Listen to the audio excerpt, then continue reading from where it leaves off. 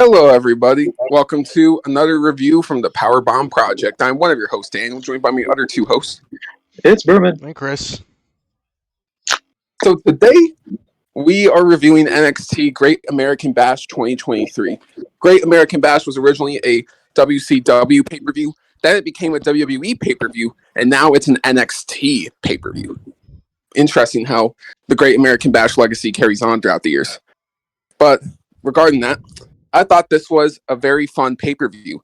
You know, you can argue whether this was better than the last one or the one before it. But I'm going to be honest. I feel like all these NXT shows have been pretty consistent.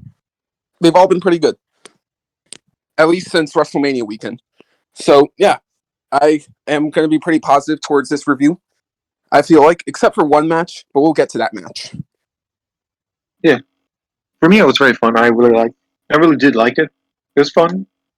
There was like maybe two matches I was not a big happy for, and one match I'm definitely a critique. But I still say that this was a very great.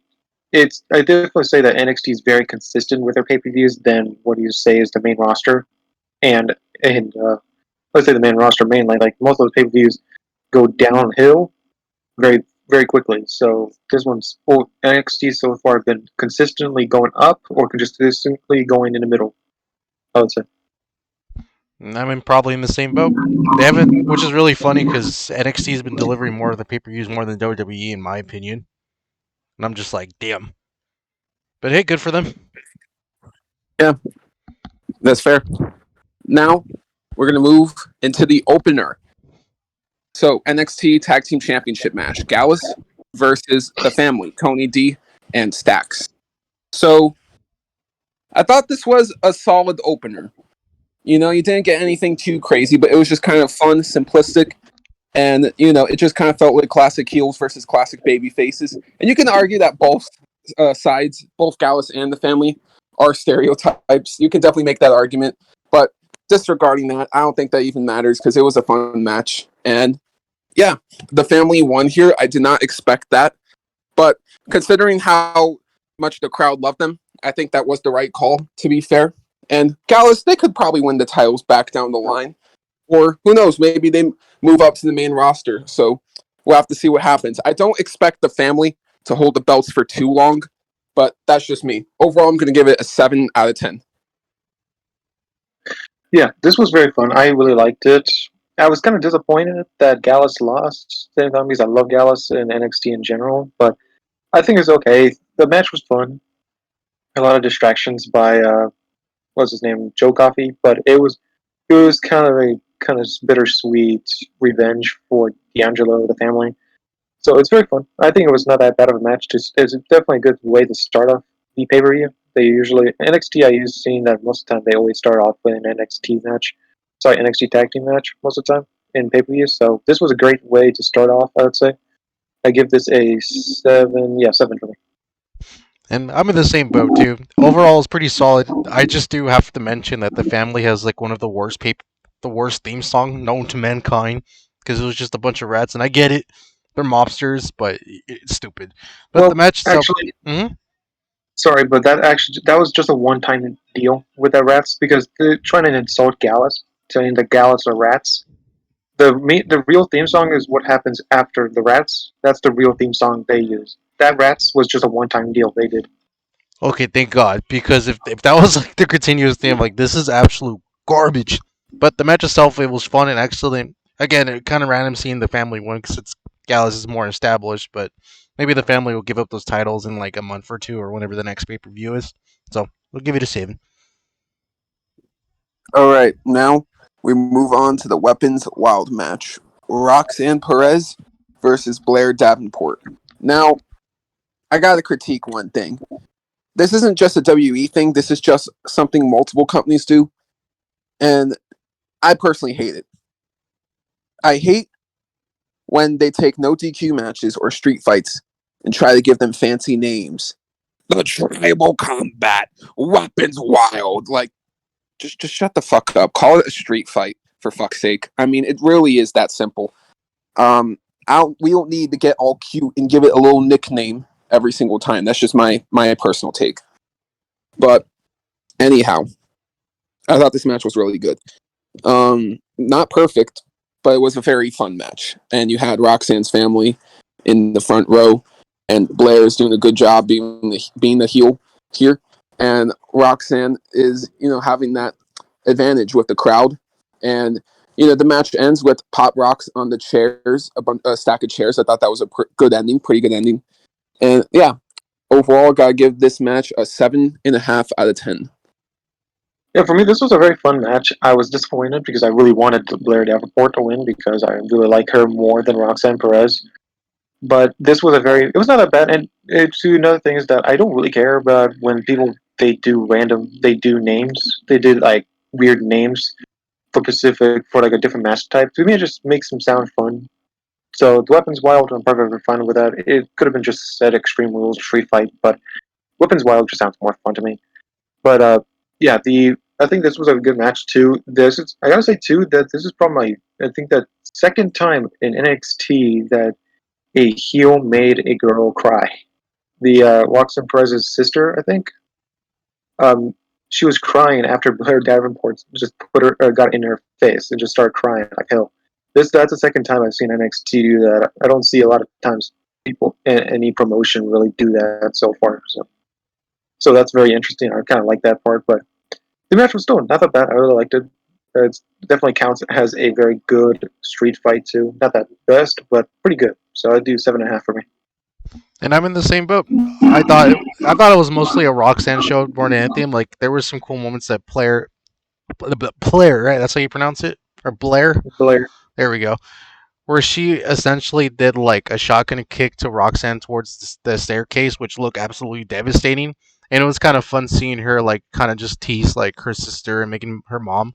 But these heels need to go a step further and actually attack the family members because you could tease all you want, but a real heel like Randy Orton would have kicked that lady in the face. But you know they won't do it because they're cowards. But the match itself was good, so I'll give it 8. There are very few that are like truly, truly heel on Listen, Randy Orton's level. listen, man. If you gotta be a heel, you gotta throw some drinks at some fans, and sometimes you gotta hit family members. You could totally do it. It's fine. Well, let's move on to the next match. Gable Stevenson versus Baron Corbin. Now, we do have to address this part because it can't be ignored. Gable Stevenson making his debut tonight through the NXT brand. He has massive allegations going all the way back to 2019. And these are rape allegations. And I'm not going to go too far into it, but he basically got out of the situation through a loophole in the law, I guess you could call it. And again, I'm not going to talk too much about it, but I will say the majority of people hate him for it. And it makes WWE look really bad to hire someone who is, for the most part, publicly known as an alleged rapist. That is a really bad look. I have to mention it. And it's going to be hard for me to put that aside when I watch this guy. Now, wrestlers aren't saints. And neither are musicians, and neither is anybody and nobody on the planet is a saint. Everyone has their demons. I get that. But no one with a logical brain would commit rape. No one with a heart that is somewhat pure would do anything like that. So, yeah, I understand why Gable has the hate that he has. So, yeah, now he's facing a reinvented Baron Corbin. Burn the ships. Like I'm gonna keep it real though. What the fuck is he supposed to be here? Like a pirate or something? Like I don't get this whole burn the ships thing. That's just me personally. Now you can just say, oh, it's a cool aesthetic and all that, but really, I don't even understand it. Now the match itself, Corbin didn't really do shit because this was supposed to be a Gable Stevenson showcase. But he did, guess what? Overhead belly to bellies, German suplexes, the ankle lock. Wait a minute. those are all Kurt Angle's moves. And he's dressed up exactly like Kurt Angle headed to the ring. I mean, this dude literally tried to be like Kurt Angle so bad in this match. And man, that's just wild. And yeah, this match was not good. It even led to a double countout. Now, a double countout on pay-per-view, fuck off with that. But you have Gable Stevenson, Angle chance, you suck chance, Corbin chance. You have to be really hated to get Baron fucking Corbin, of all people, cheered over you. Do you know how much that says about Gable Stevenson? Baron Corbin got cheered over him. That is actually comedic. But yeah, this was a disaster of a debut, especially when you compare it to the recent debuts of Pat McAfee, Logan Paul, Bad Bunny. This was a fucking disaster. I'm rating this a 3.5 out of 10. Yeah, this to me was a disaster too. One thing is, I think the Baron Corbin thing. One is, I think that's just a song. I think he just sounds. I think he just picked that song because it sounds cool. I don't think there's anything towards the burn the ships down metaphor. I think it's just trying to reinvent himself, being just better than the lone wolf, say. But I think the match is so far. But I think the match was not good. Like it really was like an Angle copycat fighting against Baron Corbin. And perfectly honest, I really like Baron Corbin in NXT in general, so I was just hoping for Baron Corbin just to beat his ass completely. But it ended with a double count out, which made it very stupid, and then it kept on fighting at the end, and it really didn't do good. And then addressing the big elephant in the room, everyone booing Gable because of the whole allegations, which is perfectly fine. I think that's what he deserves. That's why, and I really WWE is very stupid to even do that, to even sign Gable in with that. But they have a history of doing that with their president have that too. So to me, even if the match, I'll give a 3 for me. And yeah, I don't really even qualify this as a match. It's more of a show off case of these two dudes, but it wasn't anything that crazy. If anything, Gable's just kind of generic, and with his crap going on too, I'm just not impressed. And hopefully, it doesn't come back. But I'm just gonna give it like a 2 because it was only 2 minutes long, so I'm not gonna go too harsh because it was like it was there. Now we move on to palate cleanser for the NXT North American Championship. Dominik Mysterio versus Wesley versus Mustafa Ali. Honestly, this was an amazing triple threat match, and I might go as far as to say this is a top 3 Dominik Mysterio match. Yeah, good shit here. Now, you had Wesley, really the babyface for the audience. Ali gained mixed reactions, and Dominik, of course, getting booed out the building. And Rhea was there ringside. That's an important detail to remember. And she kept getting involved over and over again.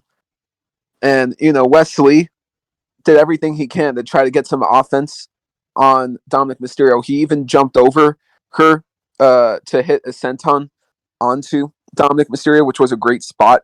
And then, of course, that led to the riptide through the announcer's table. Wesley kicked out. And then he got hit with the World Heavyweight Championship. And he also kicked out. And the ending came. And Dominik Mysterio's foot was clearly caught up on one of the top ropes. And I could tell what the finish was supposed to be. This was kind of a botched finish, but nobody realized because they did something really good here to kind of improvise off that. So, you know how Ali hit his finisher on Wesley? Well, Dominik Mysterio was obviously supposed to get up and do the frog splash to break up the pin at 2 and then pin Wesley. That was obviously supposed to be how it ended. But Dominik couldn't actually get up in time, so Ali did his finisher. Then Rhea had to improvise, seeing that Dominik literally couldn't get up from where he was. And then she basically pulled She pulled Ali out. And then Dom was able to finally get up and hit his frog splash after a few seconds. And then 1, 2, 3. So it was still a very good ending. but clearly it wasn't the intentional ending that they were going for. But it's fine.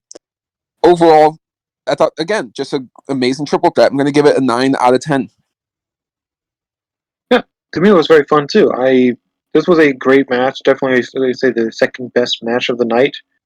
It had a lot of great moments between what's it called, Wesley and Ali just beating Dominik down so hard, like in the beginning moments, just kicking him, just really just kicking a mud hole into Dominik. It was very funny trying to work together just because they hate Dominik, but then it was very funny. I think there's a lot of good moments that just them flying around or them just doing really good kicks. Dominik being a jerk and cheating a lot, using his title and everything. The thing that made no sense was that, well, this is a triple threat match and it's a no disqualifications, but the ref still took the title away from Dominik when she was going to use the North American title, and then they'll give him her women's title. The ref should not be intervening in that match whatsoever. So that made no sense why that happened. It's a no disqualifications match. The ref should not even be interfering with anything that he does. So it's kind of weird. But it was very fun at the same time. The ending I think was very perfect to me. Actually didn't notice it was a botch because I felt like it was actually a good way to kind of end the whole thing to me. I think it was pretty interesting. I definitely give this a 9 for me too. And then I'm also on the same boat, giving this a 9 too, just because it was just a fun demonstration of Dominik and Rhea kind of working together as a team. But it was a little dumb how the referee kind of took away the NXT title away from Dominik. But I thought like the Fatal 3-Ways didn't have like DQs or anything like that. And I'm like, why? Why you do that? Yeah, they don't have DQ, so again, that's definitely a flaw towards the match. Well, that's the only fault thing. Again, I didn't notice the botch either. I was just having too much fun, and the riptide through the table just kind of caught me off guard. You know, Rhea was the MVP of this match. I'm going to give it a 9 out of 10. Now, let's move on to the submission match for the NXT Women's Championship. Tiffany Stratton versus Thea Hale, who Thea Hale might have gotten the pop of the night. That crowd really wanted her to win, man. You saw all those Chase U shirts out there. The crowd was definitely there in this match for Thea Hale. And, you know, I thought it was a good match. I can't even complain about it, you know? You had Thea going for the arm to, prepare that Kimura lock.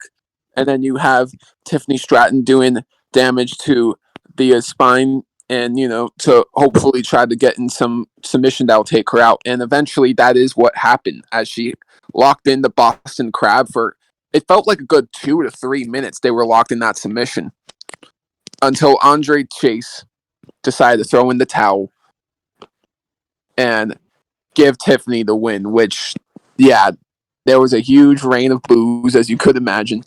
And, yeah, I was at home. I was like, man, what the hell, man? She was robbed. She was robbed of the title. And, I was someone, admittedly, who hated on Chase U when I first heard of them. But, man, I can't. They're way too fun. They've won me over, and I really like Chase U. And I actually was rooting for Thea Hale here to win the belt. Funny enough, I really was, but yeah, it wasn't meant to happen. Not yet, at least. We'll have to see who beats Tiffany in the future. So, yeah, again, good match. I'm gonna give it a 7 out of 10. Yeah, to me it was a good match. I felt like 100% Thea's gonna lose because Tiffany is probably the biggest person in NXT as it goes for women right now. So I feel like that's when it was going to happen for a long time. But to me, it was not that bad of a match too. The submission part was interesting. The weird thing again was that Thea Hale was in an arm bar, and Tiffany grabbed the rope, but some reason like Thea didn't know that the rope breaks would not even work because rope breaks don't count in submission matches. It was kind of off, but it was kind of funny. I think it's just lack of experience for Thea. That's how I'm gonna bring it right there. But it was very fun too. The match was interesting. I didn't like the throwing a towel part. I wanted to see her tap, but I think it was still good. I think that you can see the submission looked brutal. Like it was kind of like a Boston one was like a one-legged Boston Crab lion tamer because of the knee right to the back. It looked very brutal, I gotta say too. So I say that's why Andre Chase threw that towel. But you probably think that probably is going to be, if anything, is going to be a rematch, and maybe either the main show or a pay per view again for the Hale, my guess. But even if I think it was not a bad match, I think I'd give this a 7 for me. Oh yeah. Commentary did mention that is a good point. You could say it could come down to Thea being inexperienced, but commentary also mentioned that Thea basically used the ropes to as leverage to try to escape. Yeah, it could be weird. I was just thinking that was just kind of weird stuff. Yeah, and I'm in the same boat too. It was overall fun, but again, I don't get Thea's character. She just screams too much, so that was kind of stupid. So if they work on her thing a little bit, I wouldn't mind. The match itself was fine for what it was. It wasn't anything too crazy, but it was above average. So I'll just give it a 6. Now we move on to the main event for the NXT Championship. Carmelo Hayes versus Ilya Dragunov. Now, ironically, this is one of the longest matches of the year for not just NXT but all of WWE, clocking in at over 24 minutes. And yeah, they definitely deserve that time. And there was not a single second of that time wasted here. This match was near damn perfect. And I can honestly say, as I get that people love the Walter and Ilya matches, and this might be a hot take, but I don't care. The Carmelo match is better than both Walter matches. Absolutely. I think this match was fantastic. And I think it's the best match of both Ilya and Carmelo's careers. And I this is definitely going to be high up there for sure. When I get all my favorite matches of the year, this will definitely be high up there. Expect that. Definitely NXT's best match. These two really gave it their all. And, the ending was very, very interesting as Trick was like grabbing the title and like trying to not motivate Carmelo by talking to him with the title. But, Ilya goes for his finisher. He does it on Trick, and Trick, he's holding the title, so Ilya's head bumps into the title to knock him out when he does his finisher. So Carmelo gets him in the ring to hit his nothing but net finisher. 1, 2, 3. So basically, there could be a rematch. I don't know how true that is, but there could be a rematch at No Mercy. Either Ilya gets a rematch, or who knows, maybe Wesley gets a title shot at NXT No Mercy. Just maybe, man. And yeah, overall, I just have to say that these two killed it. And I don't think there's any reason for anyone to doubt either of these two as the future of the company at this point. They've both proven their worth. So overall, I'm going to have to give this a 9.5 out of 10. I was very, very close to giving it a 10 out of 10. Very close, but I'm going to go with a 9.5. Yeah, for me, this was an anticipated match. I love Ilya, one of my top 10 favorite wrestlers, and I was wanting Ilya to beat Carmelo's ass because I really don't like Carmelo in general. So I just want Ilya to take that win. But one thing that's kind of funny to me is that how Ilya looks very menacing now because he has his freaking goatee. He looks like Vladimir Lenin. If anyone knows, just look up a picture of him. He looks very similar to, like, he has the exact same look as Vladimir Lenin, like with goatee and everything. Very similar, but it's very funny to me when I just saw that. I'm like, man, it looks so similar. But back to the match, it was very definitely. I would say it was top 10 best matches of the year so far for NXT in general too, because it was so much fun. Bunch of just chops, but Ilya does those chops brutally too. But there were so many great moments in this match that showed that each of these had each other's number, and everything was very fun. I really thought Ilya won when he hit that freaking diving forearm to the freaking face of Carmelo. But it was pretty good how he did that. And then in the outside with Trick Williams when Dragunov went for his Torpedo Moscow finisher, and then it hit the title invertedly. That sounds like, to me, it's probably going to be a title match, but probably to me it might be a twist, and I might just feel what Danny said about Wesley. Maybe Wesley versus Carmelo versus Ilya Dragunov, a triple threat match. To me, I think that would probably be a 10 out of 10 if they actually do that. That sounds like a great match to see. It makes somewhat sense if you think about it. So that would be a great match to see. But this match was definitely great. I loved it, and I do say that I don't like Carmelo very much. Sometimes he's very very smallly, getting me back into trying to like him, but still not 100%. Ijla have always been one of my favorites, so for me, definitely a 9.5 out of 10. Best match of the night. And yeah, again, this is also a 9.5 match. I just wish the match went on a little bit longer. Like I could tell, like they're running out of time due to like a pay-per-view ending so shortly.